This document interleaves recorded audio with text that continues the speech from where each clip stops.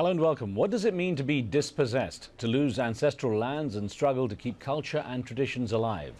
When the Wampanoag Indians shared a harvest feast with English colonists in 1621, the event was known as the first Thanksgiving. But to some, the US holiday marks the day when Native Americans began having their lands and way of life stripped from them.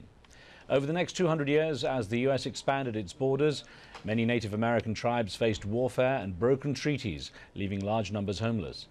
Often struggling with poverty and disease, many Native Americans find themselves in government-created reservations where the quality of life can resemble that of a third world country. Last month, the US Senate issued a formal apology to Native Americans for, quote, ill-conceived policies and the forced removal of tribes from their homelands. But what does an expression of regret really do to mend the wounds of an entire people? And the consequences of dispossession can be seen around the world today, from the indigenous populations of Australia and Canada to the Palestinians and others. On today's show, we ask what has really happened to America's native Indians and what can be done to protect the rights of dispossessed people across the globe. Remember, you can join the conversation with your questions and comments. Just send us an email, SMS text, or call in during the show. Joining me today from Los Angeles to give us a first-hand perspective is Russell Means, a Native American actor and activist. He was one of the leaders of the American Indian Movement, a civil rights organization that took on the US government in the 1970s to demand for improved conditions for indigenous Americans. Means now seeks recognition for the Republic of Lakota, a country for the Lakota Indians that covers large tracts of land across 5 US states. Russell, it's great to have you back again on the show. Well, thank you for having me. A pleasure. I've got to ask you, there's still a fair amount of certainty about the origins of the Thanksgiving, America's Thanksgiving Day, and many believe, as we'd mentioned at the beginning, it was that first sort of meal together in 1621 in Plymouth where the Mayflower landed. But either way, it's not a good one for American Native Indians, is it? You see it as a national day of mourning. Yes, that comes because America, as most of the world now knows, is the biggest liar in history. They're trying to compensate for massive ongoing genocide against my people by having this fake, phony Thanksgiving. And that's way back in the past, and it's untrue. They did have a Thanksgiving, and it's documented. The then English governor of the Commonwealth of Massachusetts proclaimed a day of Thanksgiving because they slaughtered an Indian village of about 2,000 men, women, and children and old people. And when they were burning it to the ground, as the women and children ran out, they were shot dead. The governor then, and it's still in evidence, we have a copy of it. The proclamation was a proclamation of Thanksgiving, and it stated that all the rest of the colonies should follow their lead and go out and massacre the pagans and have a feast of Thanksgiving. Now, I wonder, that is the original Thanksgiving. I wonder, Russell, that, considering, say, 4 centuries have passed, could it be regarded differently now? Could you accept it as a day where at least Americans of all origins come together, families come together, and perhaps just are thankful for what they have now? No. United States of America, and it's documented in a book by Ward Churchill called On the Justice of Roosting Chickens, documented evidence that this country has been at war every year of its existence. It's a war-loving nation, and it never stops. Look at Palestine. The exact same methodology is being utilized there. The exact same methodology was used in Australia, in Canada, in Mexico, in the entire Western Hemisphere, and in Africa. So we have this methodology perfected by the United States of America. And they're colonizing now the American people. The world knows how stupid the American is now, that he believes anything his government tells him. It's amazing that these historical lies are so compounded. For example, every despotic president in American history has been lionized as a hero. Just wait a couple of years, Bush is going to be a hero to the American people and in the American historical drama that they always falsely portray. No, what it's like to lose your language, to lose your holy land, to lose your family, to lose all your values, it's criminal. In And terms, the United States of America should be tried thusly. now, Russell, in terms of moving forwards, I mean, in trying to make some kind of reparation, I guess. For a start, one thing, the Friday after Thanksgiving has now been commemorated as a Native American Heritage Day. That's the second year now. At least it's one step forward, isn't it? There are no steps forward as we lose land and people. That's not a step forward. That apology, that phony apology from the Senate, you know, the Congress didn't do it, just one section of it. And that's just the Senate, and I spit on that apology. No one is saying to the American Indian and other colonized peoples in the southern half of the world that we have given the North their wealth. Just think about it. The entire northern section of the world has gotten their wealth from the South. And so we've never, I want to thank you. I want to thank you. That opens up the brain a little bit more than a damn apology. You know, we had a lot of emails for you that came in, Russell. I'm going to put a couple of them that had a similar theme that came in from the USA. They were sent to our Al Jazeera Your Views page. The first came from Pennsylvania. David Ebat from Pennsylvania wrote in saying, I love the idea of giving Native Americans their own state, but I'm uncertain about the practicality. We're talking about land taken generations ago. I don't support what was done to your ancestors, but my ancestors lived in Europe at the time. Is it fair to ask me to pay for what others did? Now, the next one from Lazuli in Tennessee says, migration and displacement are the story of man. Study the history of language groups and you will see that everyone is living in a place that used to belong to someone else. The answer is not reapportioning land, but making every place a happy and decent place to live for us all. Can you see any validity in that argument? Can there be anything that moves it forward? Oh, very definitely. In the Republic of Lakota, what we're portraying, you know, over 90% of the population in the existing Republic of Lakota, that 5-state area, over 90% is white. And what we're saying to those white people, look, you can become a Republic of Lakota, and you're going to have true individual freedom through representative government, because we're going to take the concept of the indigenous peoples of the world, and you have a village. And that village has all statehood powers. They take care of everything. Guess what happens when you take care of everything and everyone has a voice? You eliminate the need for police. You eliminate the need for courts and jails and prisons. It's that simple, but it's too profound for these Americans. So that's why we have rejuvenated the Republic of Lakota, and we want to portray what individual freedom through representative government truly means. Let me ask you to explain the arts of civilization that you feel is being promised to the Native American community. I know you've written about this.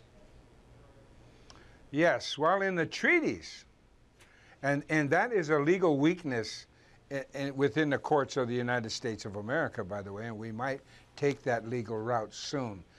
But we might sue the United States for reneging on their constitutional mandate that they promise us the arts of civilization. Well, what does that mean? Well, number one is that you own your own land. And that's what we were promised, the arts of civilization. Also, everything in the arts of civilization that provide a good life. Your own language, your own schools, your own banks, your own commerce, your own, and you cannot do that unless you own your property. Those reservations are held in trust by the federal government, and they will not allow economic development. They'll allow a few casinos, and that makes you falsely rich, but your values aren't improved because you're still a beggar, because gambling is nothing more than legal theft. So when you're still refusing welfare, whether it's a pittance from the government or some wealth from alleged wealth from the casino, it makes no difference. It doesn't change your disposition as a human being. Let me ask you to address an email that came in from Max in California in the USA.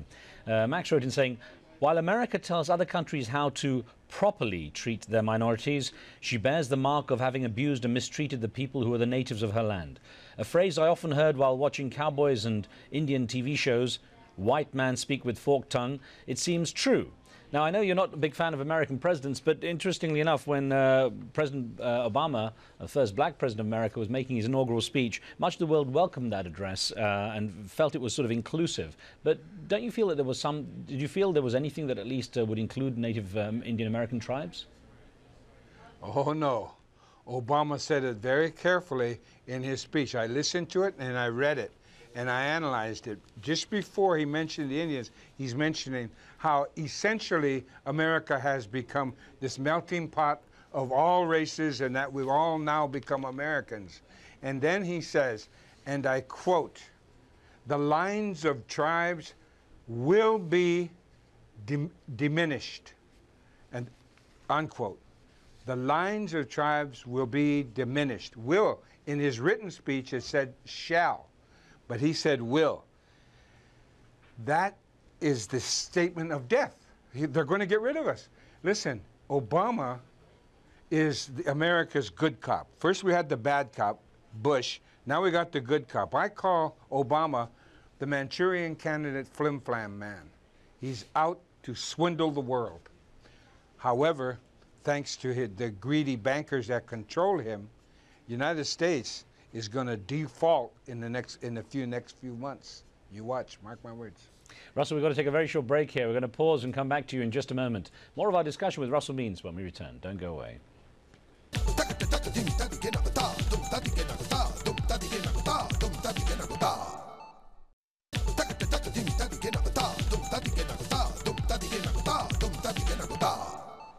Welcome back. We're looking at the challenges facing dispossessed people through the eyes of Native American Indians, just as the U.S. celebrates Thanksgiving Day. For many American Indians, it's a day that marks the start of their demise. Well, discussing these issues with us is Russell Means, one of America's best-known American Indian activists and a member of the Lakota Indian tribe. Let's get back to a question from Anwar in Paris, who's been patiently waiting on the phone. Anwar, thank you. Thank you, Riaz, as well. Hello. I would like to ask your guest that he pronounced very strong sentences about United States, such as that United States the biggest liar, etc., etc. I would like to ask Mr. Russell, Mr. Means, by saying this, would you expressing yourself that you are a very honest person, sincere person, or by saying this you are making yourself shameful because you are as American as well. You are an American as well. So could you explain us what exactly you mean? Thank you. So I guess Russell, what Don was asking is, I mean, by making these such strong statements, are you shaming yourself as an American? I have never been legally an American by Americans' own policies.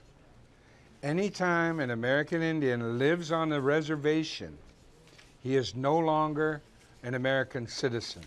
We are not afforded any protections of any constitution. We are subject to all types of rape. When we move off the reservation, give up our land, then we're considered Americans. Until that time, we were considered Americans for the draft to fight their wars, but they illegally, United States of America is the only country in modern history that has made citizens of people without asking them. They never asked us. They did that so that they could have an excuse to violate their own constitution and their treaties. As I've mentioned, everything in American history is a lie. Well, Russell, let me get back to Barack Obama, because a lot of people have put a lot of hope in him. And I mean, as much as you are obviously very down on the concept of the American government and presidency, let me ask you, at the end of the White House Tribal Leaders Summit at the beginning of November, President Obama pledged to come up with a plan to make U.S. Government work better with tribal governments and with the tribal leaders. I mean, doesn't that give some kind of hope that there is at least someone willing to take some steps? I mean, I know you say he's the good cop in a good cop, bad cop scenario, but you have to give someone at least an opportunity to improve things. Not when he appoints the rulers and the oligarchy of America as his mantra, as his assistants, when in reality they're his boss. But let me tell you something about American Indian history and presidents. It's always a photo op. Not one question from any American Indian leader that was there was allowed. No questions, no accusations, nothing. The point that Obama made in his photo op is another promise. Clinton waited until the end of his presidency for his American Indian photo op. Reagan did it during the course of his 8 years as president, and on and on. Carter did it in 4 years. Every president gets a photo op with their befeathered, colonized idiots, and that's what I call them. You know, they are, I'm sorry, they break their nose every time a white man stops, and in this case, now it's a black man. Let me ask you a question that came in from our live station chat room, people online talking about this as we go out live. David in D.C., referring to Thomas and Jefferson's support for the a state's right to secede from the Union, asks, did Thomas Jefferson write about non-state territories and how they might separate themselves from the federal system? He did write this, which I feel should be known, is that all of the Western Hemisphere, the entire Americas, should become the United States of America. Failing that, at least down to the Isthmus of Panama, should become America. He was an imperialist, and he also wrote that the American Indian, and I'll use his word, should be annihilated. That will solve the Indian problem. We had a Native American Indian viewer called John from the Choctaw Nation write in thanking you for your activism, Russell, and he asked this question. What do you believe are the next steps for American Indians to secure our civil rights and to be most constructive for the future of our nations? Do you feel that true sovereignty and independence from the U.S. is attainable, and should we appeal to the UN for support? We do it the way the Palestinians have done it. We take control of our children. No longer do we throw them away to the white man for 12 years or however long they go to school. We control our own schools. I don't care if we have any money or not. We take control of our schools and quit throwing them away. I was thrown away. My mother was thrown away, forced away, really. The point being, though, is we do not take control of our children. We really, literally, and figuratively throw them away. That's the solution. We control our children. We've got a caller on the line from Jordan. Good to hear from there. Amr, your question, please. Yes, I would like to express my thanks to Mr. Russell Means, for I am of a Palestinian origin and I have lived in the States for 16 years. I was taking part in the National Mourning Day in Plymouth, and I would like to say that the genocide committed against the natives of America is the most forgotten cause, and it is, however, the most strong cause, because after 600 or 700 years of genocidal policies, the struggle continues. So hats up for you, my friend Russell Means, and we support you all the way. We are Palestinians, and I hope that one day you will be able to reach our point of reclaiming back Turtle Island. Amr, thank you very much for joining us and adding your comments from Jordan there. Russell, you've also been struggling for, recognition of the Lakota lands for the Lakota state, the Republic of Lakota. What progress have you made since we last spoke? Have you been able to make any headway? I know you took some fairly strong actions, tried to find some legal means. Yes, we have now, in the process of thanking the United States for recognizing us as a republic. And now and in the same breath, we are asking them to vacate our lands. The other thing is that we've made contact with other countries, specifically a very strong European, or I don't know if they consider themselves European, but we've made contact with their government, and we are in the process of sending a delegation over there for consultation and for assistance of any and every kind. We've got a quick call in here, I think, from Belgium. Evan, go ahead, please. Hello. Hi. Good evening, Mr. Russell, and good evening to the host of the program. My name is Edin, and I'm coming originally from Bosnia, but I live in Belgium. Okay. I would like to ask Mr. Russell, the plan to create one state, it asks a lot, for example, to increase their own population, to be more strong in all the aspects, what is the schools and these kind of things, to stop the alcohol, drugs, and so on. That's like one of the big issues, as I heard. if it's truth in the community. And in the end, I would like to just say that big support to the Indians, and just go on for your own country and your land. All right. Eddie, thank you very much for that. Russell, just before we've got just a couple of minutes left, I want to ask you about you're about to perform on stage for the first time. You're going to be performing in a play from December into January called Palestine, New Mexico. Tell me the theme of that, because I think you say that has echoes for people around the world to relate to. Yes, and specifically the Middle East. It's about Indians in America who are feuding, but we come to find out the big secret is they share the same blood, and consequently they should come together. And in the play, they do come together. It's very pointedly directed at the Palestinian conflict with Israel, and that's why it's called Palestine, New Mexico. So it's a very liberalized view, at least in America it's liberalized view of what should happen in the Middle East, specifically about Palestine. Well, Russell, it's going to be good to see you performing again. Of course, you've been known for your performances in Hollywood with Daniel Day-Lewis in The Last of the Mohicans, which you said was one of the better portrayals of Native American Indians. I want to thank you for joining us on this day, a special day for, in different ways for people around the world. And thanks again for talking about your cause. We hope to get you back on sometime soon. Thank you very much. Thank you very much. Russell Means there. And thank you for joining us with your questions too. Remember, you can watch a podcast of the show on iTunes. This week, we're featuring a discussion with financial guru Robert Kiyosaki, the author of the best-selling book, Rich Dad, Poor Dad.